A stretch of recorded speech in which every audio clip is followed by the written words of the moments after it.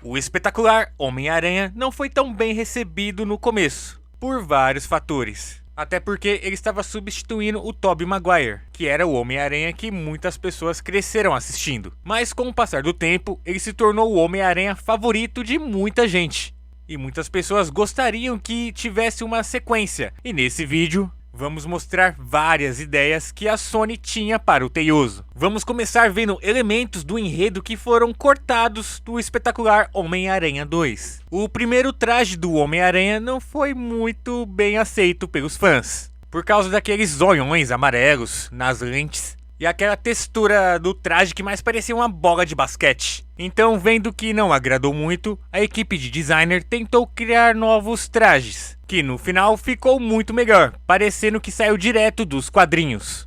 Mas antes de chegar nesse traje, os caras fizeram várias artes conceituais. Originalmente, eles ainda estavam focados em manter o traje original. E como a ideia do espetacular Homem-Aranha é ser algo mais pé no chão, eles queriam fazer um traje mais prático. Por isso vemos que muitos dos conceitos se assemelham muito ao traje original, com só alguns detalhes de diferença, como as lentes triangulares. E o tom de cores do uniforme se manteve, e de pouco em pouco eles foram fazendo algumas alterações, como alargando as lentes, deixando tudo mais redondinho, o que realça muito mais a máscara, fazendo bastante alterações nos padrões de teias do uniforme, deixando as lentes brancas ao invés de amarelo e modificando o símbolo do peito. Mas eu acho que logo ficou óbvio que o traje antigo não combinava com o tom do segundo filme. É então que ficou óbvio que o traje tinha que ser totalmente reimaginado. E olha só as ideias dos caras. Como esse Homem-Aranha aqui que parece ter as cores do Homem-Aranha de 2099. O engraçado é que alguns trajes até que ficam muito bons. Dava pra colocar em roupas alternativas de boa em algum game. Esse designer específico, as lentes lembram muito do traje do Homem-Aranha Superior. Mas um dos trajes que chamou muita atenção é esse aqui, que você logo vê que é totalmente inspirado no uniforme do Miles Morales. E esse traje ficou muito legal. As lentes são gigantescas, que dá aquele aspecto de rosto de inseto, sabe? A aranha vermelha nas costas em alto relevo, assim como as teias mais grossas no uniforme. Esse traje ficou muito bom, pena que não combina muito para um traje do Peter Parker. Mas tá aí uma boa inspiração para quando fizerem o traje do Miles, num futuro próximo. Mas se você gostou desse designer,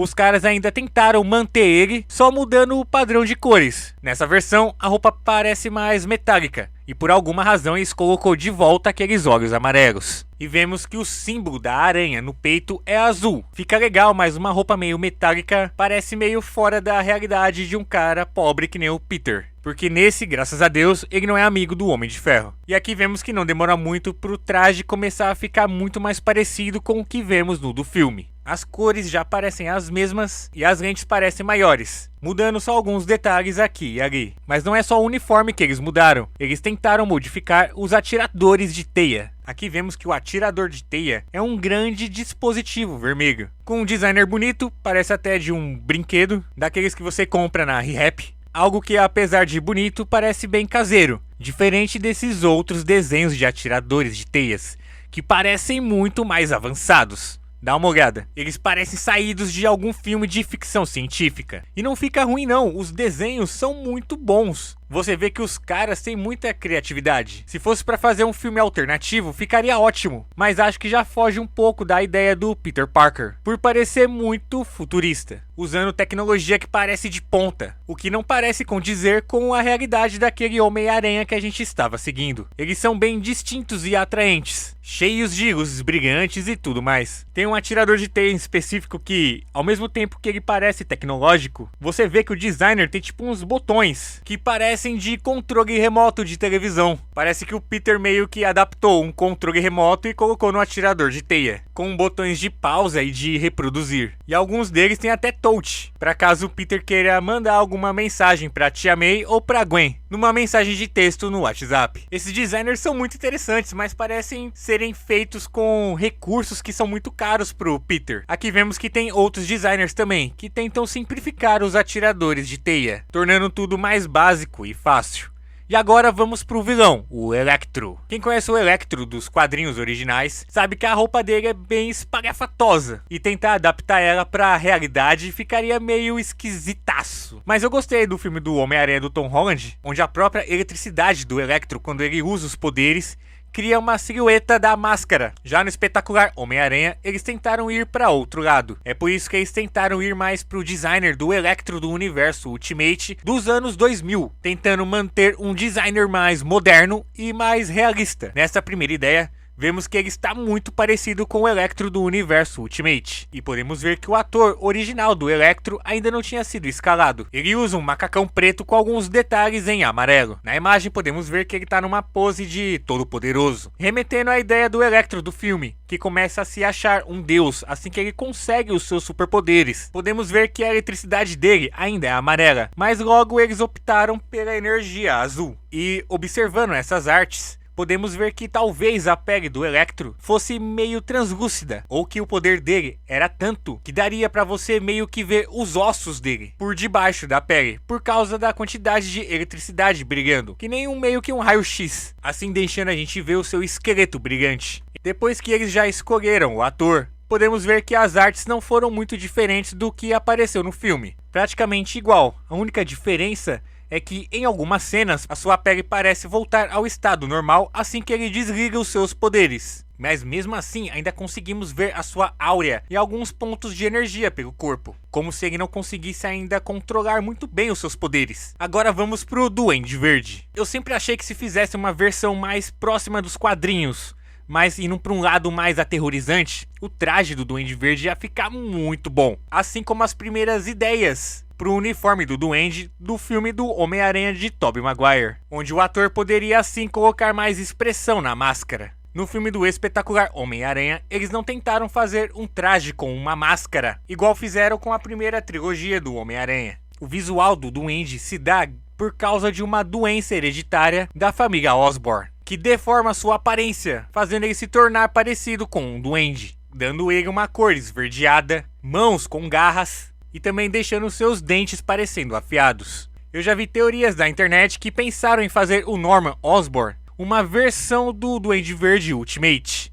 onde ele não usa uniforme e meio que é uma transformação depois que ele toma o soro do Duende. Poderiam ter ido para essa opção, fazendo a aparência do Duende ser meio que uma transformação mesmo, mas o Norman logo foi descartado e o Duende Verde é Harry Osborn. Podemos ver nessas artes conceituais que a doença meio que destrói totalmente o seu corpo, destruindo assim a sua pele. E a espinha fica muito mais evidente. A transformação do filme é bem simples na verdade, quase não dando a impressão que causa uma transformação completa. Mas podemos ver nos testes de maquiagem que essa transformação seria muito mais evidente, pelo menos visualmente, que na minha opinião ficaria até que melhor, deixando seu nariz e orelhas bem mais pontudos. Na minha opinião ia ficar muito mais legal, porque mostra a extensão que a doença causa no corpo do indivíduo. E depois que o Harry toma o veneno da aranha para tentar se curar, não seria só uma aparência horrível, mas ganharia assim também os poderes, como super força e resistência. Mas o conceito da aparência mudou bastante. Podemos ver algumas versões que quase não dá para você perceber,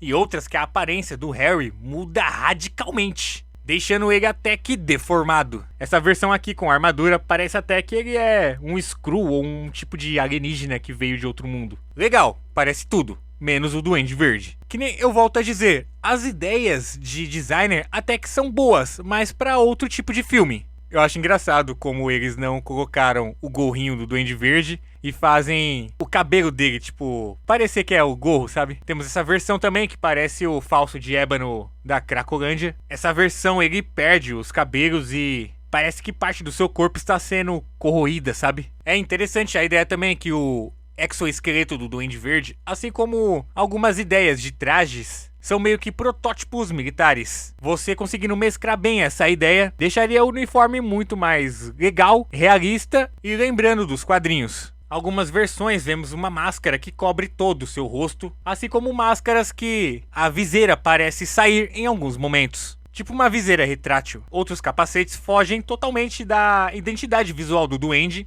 e parece mais um traje militar. E temos esse designer que parece muito de um filme de ficção científica, de exploração espacial, sabe? O capacete tem uma cúpula de vidro gigante E a ponta dele é bem alongada, meio que para tentar lembrar o gorro do Duende Verde. O artista pelo menos tentou fazer referências. No final, eles só fizeram aquele microfone que dá a impressão que é uma orelha pontuda. Aqui podemos ver algumas ideias do planador do Duende Verde, o que parece muito um protótipo militar. Alguns lembram uma silhueta de pássaro ou até de algum tipo de inseto. Outros parecem protótipos mais pesados, mas não muito ágeis e manobráveis. De pouco em pouco, eles vão tentando suavizar essa aparência, dando um aspecto um pouco mais ágil e veloz. Chegando até um ponto que parece a fusão perfeita em questão de durabilidade e de manobragem. E nessas versões, o planador parece mais um morcego, que é o designer original do planador do Duende. Mas eu me amarro nessa versão aqui. Os caras mantiveram as cores tradicionais do Duende. Mas, mano, o planador dele parece mais um tanque de guerra. Parece que eu tô vendo as máquinas loucas do Metal Slug. Tem umas ideias aqui que fogem totalmente da ideia do planador do Duende Verde. Eu até que achei engraçado o Homem-Aranha lutando com essa versão. Parece até aqueles inimigos genéricos que vêm aos montes pra você derrotar antes de chegar ao chefe. E esse planador é muito bom, dá pra você ir sentadinho, dá pra você ir em pé, depende do quanto você é sedentário. Aqui vemos um Duende Verde que me lembrou até que bastante o Lobo da DC, em algumas artes, onde o planador parece muito mais ágil, mas que não parece a melhor opção para um combate pesado. O negócio é bem compacto, mas não parece um tipo de arma para guerra, mas sim, sei lá, para algum tipo de esporte do futuro. Olha o Duende Júnior, vai chorar.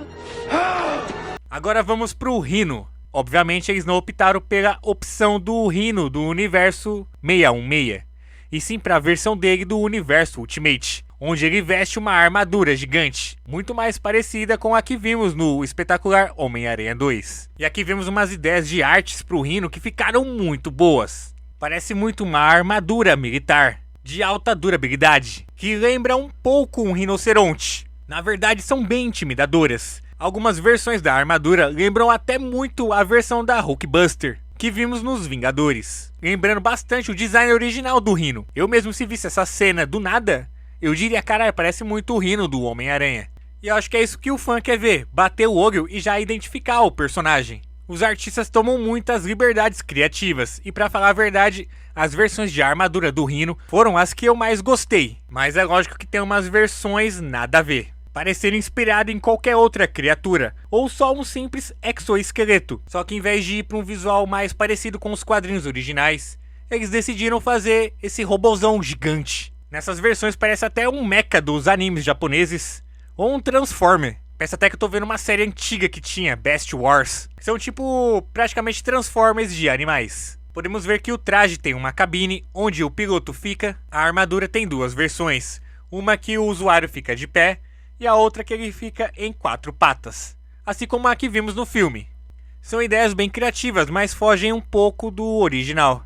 Todos nós sabemos que a Sony era obcecada demais em ver o Homem-Aranha enfrentando o Sexteto Sinistro, tanto que até tentaram fazer um filme da super equipe de vilões. E aqui vemos que, mais uma vez, a Sony não conseguiu ser fiel aos trajes originais, mas que são muito interessantes e hoje em dia eu gostaria até de assistir. Todas as ideias de traje são meio que explicadas como protótipos militares. E aqui é uma novidade que eu gostei muito, um protótipo da armadura do Escorpião. O traje parece ter sido imaginado para ser um tipo de sistema de defesa anti-projéteis, meio que para enfrentar projéteis de caças ou mísseis. A cauda do escorpião parece ter sido projetada para interceptar mísseis ou qualquer tipo de projéteis antes que eles cheguem no chão.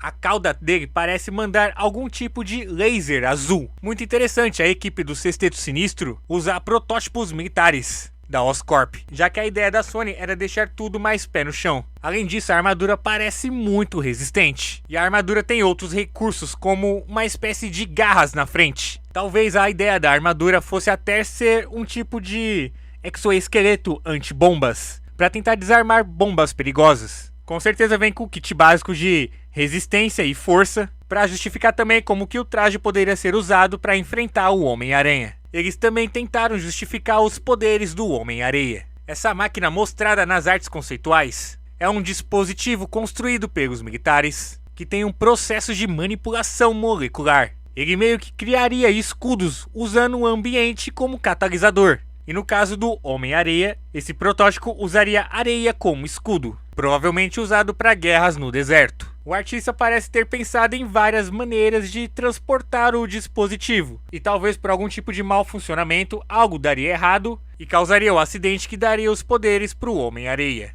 Não preciso nem falar que a armadura do Abutre é para combates aéreos. As asas têm partes incrivelmente afiadas, assim como luvas que parecem muito garras. Ele vem com vários armamentos embutidos, e as asas foram projetadas para serem estruturas semelhantes a mãos, dando ao usuário muita rapidez e precisão, parecido com aquelas asas de morcego, sabe? Que parecem umas mãozonas. Essas asas do Abutre foram poucos dos conceitos de traje que chegaram ao filme final, como podemos ver nessa cena pós-créditos. Assim como também criaram um designer para os tentáculos do Dr. Octopus. Podemos ver que os tentáculos também foram usados para fins científicos, para poder manipular elementos perigosos, muito parecido com o filme do Homem-Aranha 2. E as artes conceituais são muito interessantes. Ela não tem garras, diferente do que vimos no filme. E aqui temos outro conceito do que seria o simbionte do Venom, dentro de um dispositivo hipersônico. Talvez se o espetacular Homem-Aranha 3 não tivesse sido cancelado, a origem do Venom de Tom Hardy fosse baseado no simbionte da Oscorp. Talvez eles fossem para a ideia do Venom do Ultimate, onde meio que ele não é um simbionte alienígena, e sim uma criação científica para a cura de doenças. E também vemos que o espetacular Homem-Aranha tinha a ideia de introduzir a Mary Jane. Essa até participou de algumas cenas, que infelizmente foram cortadas do filme. É legal que no Homem-Aranha Sem Volta para Casa, vemos que o Peter Parker, do Tobey Maguire, aconselha ao Andrew a não desistir de encontrar uma pessoa, o que provavelmente seja a Mary Jane do universo dele. Acho que eles decidiram remover a Mary Jane porque a história tinha que focar no fim do relacionamento do Peter com a Gwen, além do filme já ter muitos personagens. Então acho que eles pensaram em deixar a Mary Jane para o terceiro filme. Em uma das artes conceituais, vemos o Homem-Aranha amarrando um cara aqui, no que parece ser um tipo de porão. Esse seria o pai abusivo da Mary Jane, e o Peter estaria dando uma lição nele. Provavelmente depois de se mudar para o lado da casa de Peter, ele acabaria sabendo do pai abusivo que ela tinha, e tentaria dar uma lição nele. Ela não foi totalmente cortada do filme, podemos ver ela aqui na cena em que o Rhino começa a atacar a cidade. É triste que esses conceitos nunca chegaram no final. Bem que a Marvel poderia fazer um what if sobre isso, mas não sei nem se pode fazer isso por causa dos direitos da Sony. Bom, é isso aí, Nerd Fanfarrão, esse foi o vídeo de hoje. Não se esquece de se inscrever no canal para poder ajudar eu a criar mais conteúdo. Então, um forte abraço para vocês e falou!